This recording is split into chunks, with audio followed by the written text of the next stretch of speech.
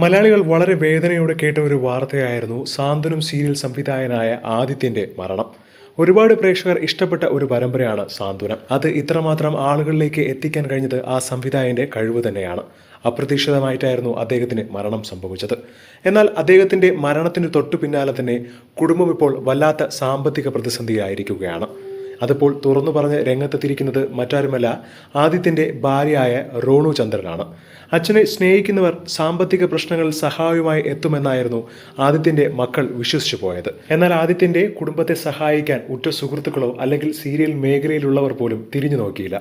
മക്കൾ രണ്ടുപേരും തെരുവിൽ കിടക്കേണ്ടി വരരുത് എന്ന് പറഞ്ഞ് ആദിത്യൻ കഷ്ടപ്പെട്ട് ഒരു വീട് വാങ്ങി. അതും ലോണിലായിരുന്നു. ഇതിനിടയിലായിരുന്നു മരണം സംഭവിച്ചത്. ഇപ്പോൾ വീടിന്റെ ലോൺ മാത്രം ഏകദേശം 49 ലക്ഷം രൂപയുടെ കടബാധ്യതയുണ്ട്. ചേട്ടന്റെ കഷ്ടപ്പാടും അത് ചേട്ടന്റെയും എന്റെയും പേരിലായതുകൊണ്ടും ബാക്കി മൈനറായ മക്കൾക്കും അത് ബാധ്യതയാണ്. ഇതിനിടയിലാവട്ടെ ആദിത്യനും ഫ്രണ്ട്സും കൂടി ചേർന്ന് ഒരു സ്റ്റുഡിയോ തുടങ്ങി.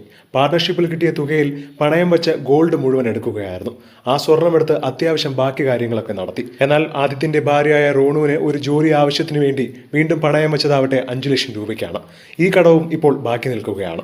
വല്ലാത്ത പ്രതിസന്ധിയിലാണ് ഇപ്പോൾ ആദിത്യന്റെ ഭാര്യ റോണുവും 2 മക്കളും കടന്നുപോയിക്കൊണ്ടിരിക്കുന്നത്. ഇതിനെല്ലാത്തിനും അപ്പുറം ആ 2 മക്കളും ഇപ്പോൾ പഠിക്കുകയുമാണ്. സീരിയൽ മേഖലയിൽ നിന്നോ ആദിത്യന്റെ അടുത്ത സുഹൃത്തുക്കളിൽ നിന്നോ ആരും തന്നെ തിരിഞ്ഞു നോക്കിയിട്ടില്ല.